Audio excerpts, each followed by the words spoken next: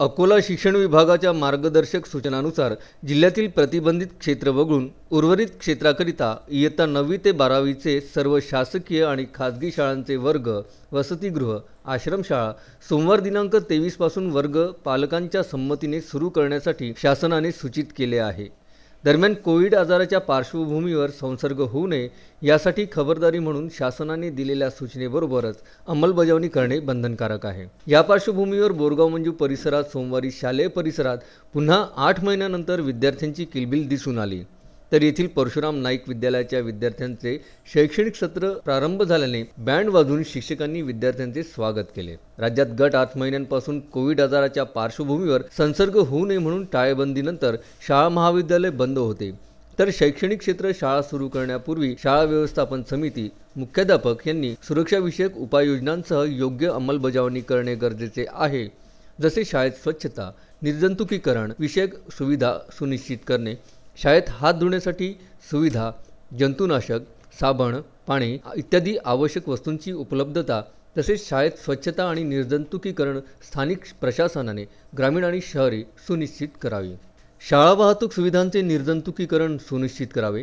एखाद्या शाळेत quarantine centre असल्यास स्थानिक प्रशासनाने ते इतर ठिकाणी हलवावे। स्थानिक प्रशासनाने अशा शाळांचे हस्तांतरण शाळा व्यवस्थापनाकडे करण्यापूर्वी त्याचे पूर्णतः निर्जंतुकीकरण करावे। क्वारंटाईन सेंटर इतर ठिकाणी नेणे शक्य नसल्यास शाळा खुल्या परिसरात किंवा इतर ठिकाणी भरवावी।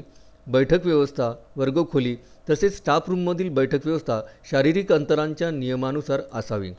वर्गामध्ये एका बाकावर एकच विद्यार्थी याप्रमाणे नावानिशी बैठक व्यवस्था असा शारीरिक अंतरच्या नियमांच्या अंमलबजावणीकरता विविध चिन्हे आणि खुणा प्रदर्शित करणे, शाळेत दर्शनी भागावर मास्कचा वापर इत्यादी संदर्भात मार्गदर्शक सूचना असणारे पोस्टर आणि स्टिकर प्रदर्शित करावे। थुंकण्यावरील बंदीची काटेकोरपणे अंमलबजावणी करावी। शाळेच्या अंतर्गत आणि बाह्य परिसरामध्ये रांगेत उभे राहण्याकरता किमान 6 फूट इतके शारीरिक अंतर राखले जाईल। याकरिता विशिष्ट चिन्हे जसे चौकोन, वर्तुळ इत्यादींचा वापर गर्दी होणारी ठिकाणे जशी पाण्याची व्यवस्था, हात धुण्याच्या सुविधा, स्वच्छतागृहे इत्यादी ठिकाणी तयार करण्यात याव्या। शारीरिक अंतर राखण्यासाठी येण्या व जाण्याचे वेगवेगळे मार्ग निश्चित करणाऱ्या बाणांच्या खुणा दर्शवण्यात याव्या। विद्यार्थी, पालक, शिक्षक आणि समाजातील सदस्य यांना कोविड-19च्या संदर्भातील आव्हाने व त्याबाबतची त्यांची भूमिका याबाबत जागृत करणे, शाळा सुरू करण्यापूर्वीच विद्यार्थी, पालक, शिक्षक, समाजातील सदस्य यांच्यात जागरूकता निर्माण करण्याकरता शाळा व्यवस्थापन समितीने पत्रे, सार्वजनिक घोषणांच्या माध्यमांचा वापर करून पुढील मुद्द्यांपर्यंत कार्यवाही करावी।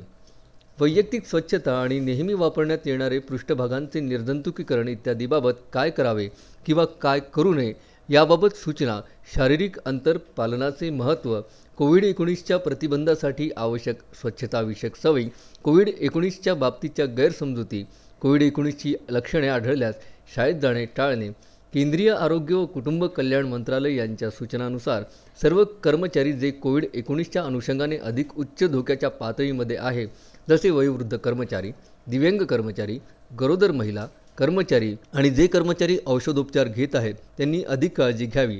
त्यांनी शक्यतो विद्यार्थ्यांच्या संपर्कात येऊ नये। विद्यार्थी, पालक आणि शिक्षकांकडून पुढील माहिती स्वयं घोषित करून घ्यावी। त्यांची आरोग्याची स्थिती, आरोग्य सेतू ॲपवरील तपासणी अहवाल तसेच अलीकडील आंतरराष्ट्रीय व आंतरराज्य प्रवासाची माहिती घेण्यात यावी। तसेच स्थानिक प्रशासनाकडून राज्य व जिल्हा हेल्पलाईन तसेच जवळील कोविड सेंटरबद्दल माहिती घेण्यात। विद्यार्थ्यांनी शाळेत उपस्थित राहण्यापूर्वी त्यांच्या पालकांची लेखी संमती आवश्यक असेल। शाळा व्यवस्थापन समितीने पालकांशी वरील विषयी चर्चा करावी। आजारी असलेल्या मुलांना पालकांनी शाळेत पाठवू नये। विद्यार्थ्यांना त्यांच्या पालकांच्या संमतीने घरी राहून देखील अभ्यास करता येईल। अशा विद्यार्थ्यांच्या शैक्षणिक प्रगतीसाठी मूल्यांकनाकरिता विशिष्ट योजना राज्य शैक्षणिक संशोधन प्रशिक्षण परिषद महाराष्ट्र यांनी तयार करण्यात यावी। गटविकास अधिकारी, गटशिक्षणाधिकारी, तालुका वैद्यकीय अधिकारी, आरोग्य अधिकारी आणि नगरपालिका क्षेत्र यांनी करावयाची कार्यवाही शाळेतील सर्व शिक्षक, शिक्षकेतर कर्मचाऱ्यांनी कोविड-19 साठीची चाचणी करणे बंधनकारक असेल। शिक्षक आणि शिक्षकेतर कर्मचाऱ्यांनी सदर चाचणीचे प्रयोगशाळेने दिलेले प्रमाणपत्र शाळा व्यवस्थापनास सादर करावे। सदर प्रमाणपत्राची शाळा व्यवस्थापनाने पडताळणी करावी। ज्या शिक्षक आणि शिक्षकेतर कर्मचाऱ्यांचे चाचणी अहवाल असतील त्यांनी डॉक्टरांनी प्रमाणित केल्यानंतरच शाळेत उपस्थित राहावे। ज्या शिक्षक व शिक्षकेतर कर्मचाऱ्यांचे चाचणी अहवाल आहेत त्यांनी शाळेत उपस्थित राहताना कोविड-19 संदर्भातील सर्व मार्गदर्शक सूचनांचे पालन करणे आवश्यक असून येथील परशुराम नाईक विद्यालयाचे मुख्याध्यापक पंडित वानखडेने त्या संदर्भात माहिती दिली। परशुराम नाईक विद्यालय बोरगाव मंजू या शाळेतील आज या किलबिलच्या वातावरणात विद्यार्थ्यांचा पहिला दिवस, त्यांचं स्वागत आज आम्ही बँडबाजा लावून पताका लावून सुस्वागतांचं बोर्ड लावून केलेलं आहे। पालकवर्ग आनंदित झालेला आहे, आमचे विद्यार्थी आनंद झाले आहेत पहिल्या दिवसासाठी। त्यांची सारी व्यवस्था म्हणजेच शासनाने घालून दिलेल्या नियमाचं काटेकोर पालन आम्ही या ठिकाणी करतो आहोत। सोशल डिस्टन्सिंग, संमतीपत्र, विद्यार्थ्यांना सॅनिटाईज करणे, विद्यार्थ्यांना थर्मामीटर ॲक्सिमीटरची व्यवस्था करून त्यांचं टेम्परेचर घेणे, त्यांचे हृदय ठोके तपासणे, या साऱ्या गोष्टी आज आम्ही पहिल्या दिवशी केल्या आहेत आणि रोजच आम्ही करणार आहोत। जवळजवळ आमच्या शाळेमध्ये 300 विद्यार्थी आहेत, 9वी आणि 10वीचे। त्याच्यामधले आज 100 विद्यार्थी पहिल्याच दिवशी पालकांच्या संमतीने आज हजर झालेले आहेत। त्या सर्व विद्यार्थ्यांचं मी या ठिकाणी शब्दसुमनाने मनपूर्वक स्वागत करतो आणि या पहिल्या दिवसाची सुरुवात आम्ही आज करत आहोत शासनाने घालून दिलेल्या नियमाप्रमाणे। धन्यवाद। संतोष गावी, विदर्भ न्यूज, बोरगाव।